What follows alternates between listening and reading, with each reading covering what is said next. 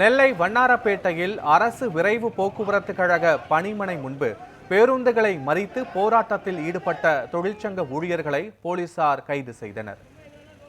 இதுகுறித்தான முழுமையான விவரங்களோடு எமது செய்தியாளர் ஆல்வின் இணைப்பில் இருக்கிறார். வணக்கம் ஆல்வின், கள நிலவரங்கள் என்ன? ஆரம்ப கோரிக்கைகளை வலியுறுத்தி அரசு போக்குவரத்து கழக தொழிற்சங்கங்கள் இன்றைய தினம் வேலைநிறுத்த போராட்டத்தை தொடங்கி இருக்கிறார்கள்.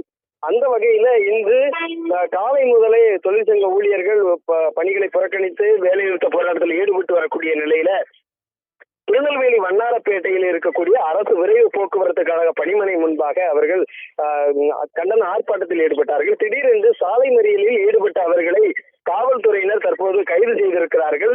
அரசு தங்களது கோரிக்கைகளை உடனடியாக நிறைவேற்ற வேண்டும், தங்களது ஆரம்ப கோரிக்கைகளை வலியுறுத்தி தாங்கள் நடத்தி வரக்கூடிய போராட்டத்திற்கு எதிர்ப்பு தெரிவிக்காமல் தங்களோடு பேச்சுவார்த்தை நடத்தி தங்களது கோரிக்கைகளை நிறைவேற்றி தர வேண்டும் என்ற கோரிக்கையை வலியுறுத்தி அவர்கள் திடீரென்று மறியல் போராட்டத்தில் ஈடுபட்டார்கள். இதனுடைய காரணமாக மன்னார்பேட்டையில் போக்குவரத்து நெரிசல் ஏற்பட்ட சூழலில் உடனடியாக காவல்துறையினர் அவர்களை மறியல் போராட்டத்தில் ஈடுபட்டவர்களை கைது செய்திருக்கிறார்கள்.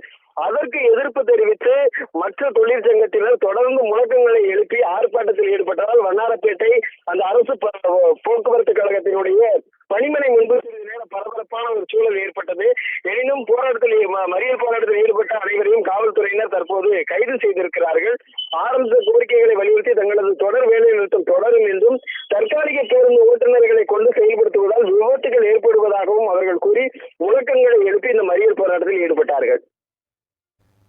காட்சிகளுக்கும் கள நிலவரங்களுக்கும் நன்றி ஆல்வின்.